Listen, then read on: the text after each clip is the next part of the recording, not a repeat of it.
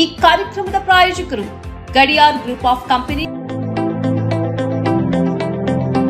Gadiar Group of Companies, synonymous with excellence and innovation, stands as your dynamic partner for progress. Gadiar Group ensures safety as guardians in firefighting and builds vibrant communities in real estate. Building tomorrow, today. ವೀಕ್ಷಕರೇ, ಸನ್ಮಾರ್ಗ ಸುದ್ದಿ ಸಂಚಯಕ್ಕೆ ಸ್ವಾಗತ. ನಾನು Sindhu S. April 29ರಂದು ಕೊನೆಯ ಹಂತದ ಚುನಾವಣೆ ಪಶ್ಚಿಮ ಬಂಗಾಳದಲ್ಲಿ ನಡೆಯಲಿದೆ. ಈ ಹಿನ್ನೆಲೆಯಲ್ಲಿ ಬಹಿರಂಗ ಪ್ರಚಾರಕ್ಕೆ ಕೊನೆಯ ದಿನವಾದ ಇಂದು ಪ್ರಧಾನಿ ಮೋದಿ ಕೇಂದ್ರ ಗೃಹ ಸಚಿವ ಅಮಿತ್ ಶಾ ಬಿರುಸಿನ ಪ್ರಚಾರ ನಡೆಸಿದ್ದಾರೆ. ಮುಂದಿನ ತಿಂಗಳು ನಡೆಯುವ ಪ್ರಮಾಣ ವಚನ ಕಾರ್ಯಕ್ರಮಕ್ಕೆ ಮತ್ತೆ ಬರುವುದಾಗಿ ಮೋದಿ ಹೇಳಿದ್ದಾರೆ. ಪಶ್ಚಿಮ ಬಂಗಾಳ ವಿಧಾನಸಭಾ ಚುನಾವಣೆಯ 2ನೇ ಮತ್ತು ಕೊನೆಯ ಹಂತದ ಚುನಾವಣೆಯ ಬಹಿರಂಗ ಪ್ರಚಾರಕ್ಕೆ ಇಂದು ಕೊನೆಯ ದಿನ.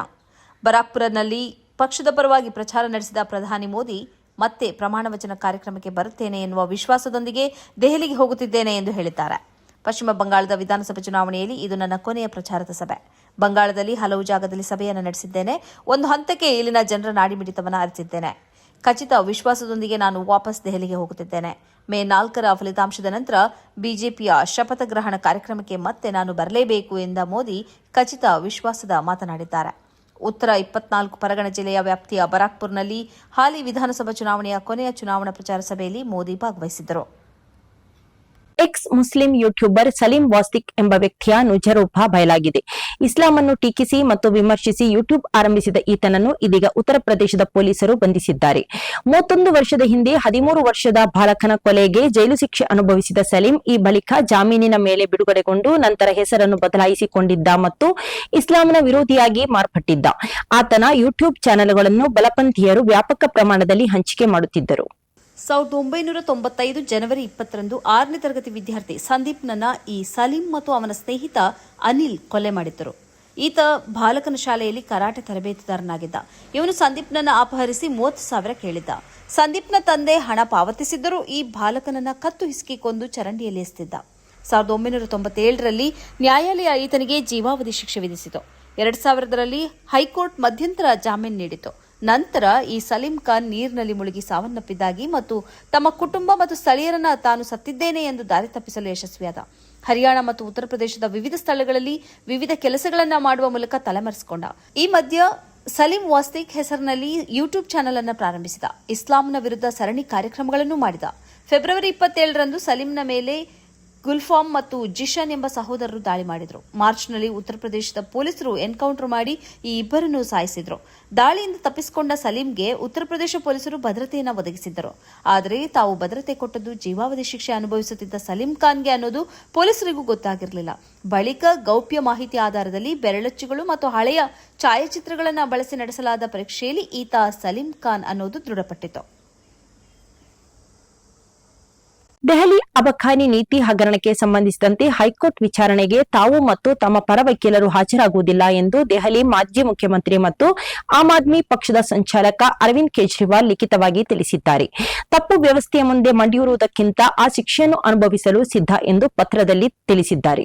ನ್ಯಾಯಮೂರ್ತಿ ಸ್ವರ್ಣಕಾಂತ್ ಶರ್ಮಾ ಅವರ ಪೀಠದ ಮುಂದೆ ನಡೆಯುತ್ತಿರುವ ವಿಚಾರಣೆಗೆ ತಾವು ಅಥವಾ ತಮ್ಮ ಪರ ವಕೀಲರು ಹಾಜರಾಗುವುದಿಲ್ಲ. ವಿಚಾರಣೆಗೆ ಹಾಜರಾಗದಿದ್ದರೆ ಕಾನೂನಾತ್ಮಕವಾಗಿ ತನಗೆ ತೊಂದರೆಯಾಗಬಹುದು ಮತ್ತು ಏಕಪಕ್ಷೀಯ ಆದೇಶ ಹೊರಬರಬಹುದು ಎಂಬ ಅರಿವು ತನಗಿದೆ. ಹೀಗಿದ್ದರೂ ತಪ್ಪು ವ್ಯವಸ್ಥೆಯ ಮುಂದೆ ಮಂಡಿಯುವುದಕ್ಕಿಂತ ಆ ಶಿಕ್ಷೆಯನ್ನು ಅನುಭವಿಸಲು ಸಿದ್ಧ ಎಂದು ಪತ್ರದಲ್ಲಿ ತಿಳಿಸಿದ್ದಾರೆ. ನ್ಯಾಯಾಂಗದ ನೈತಿಕತೆಯನ್ನು ಎತ್ತಿ ಹಿಡಿಯಲು ನಾನು ಈ ಅಹಿಂಸಾತ್ಮಕ ಮಾರ್ಗವನ್ನು ಅನುಸರಿಸಿದ್ದೇನೆ.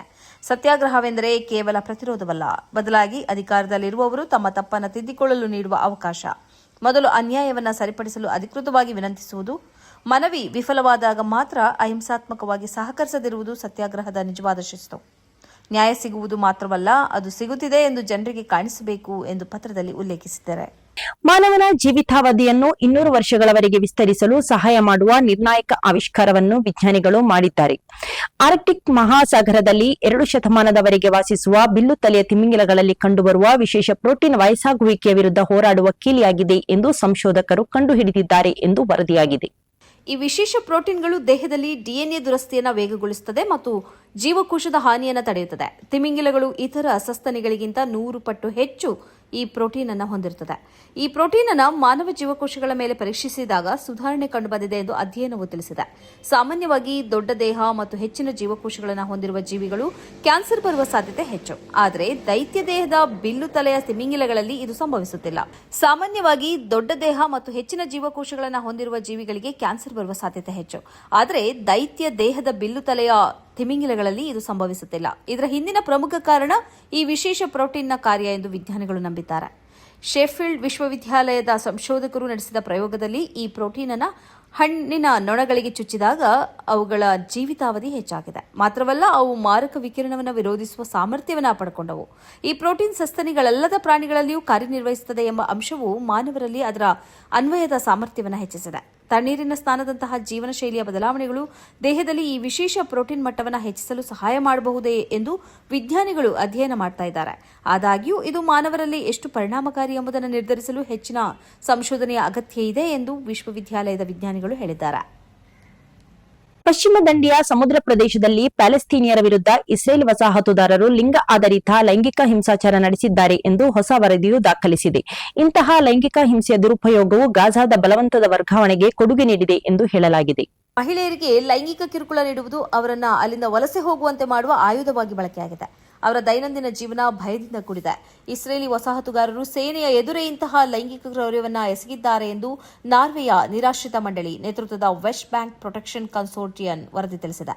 ಸ್ಥಳಾಂತರಗೊಂಡ ಕುಟುಂಬಗಳ 70%ಕ್ಕೂ ಹೆಚ್ಚು ಜನರು ಮಹಿಳೆಯರು ಮತ್ತು ಮಕ್ಕಳಿಗೆ ಬೆದರಿಕೆಗಳು, ವಿಶೇಷವಾಗಿ ಲೈಂಗಿಕ ಹಿಂಸೆ ಅವರ ಸ್ಥಳಾಂತರದ ಹಿಂದಿನ ಪ್ರಮುಖ ಕಾರಣವಾಗಿದೆ ಎಂದು ಹೇಳಿದ್ದಾರೆ.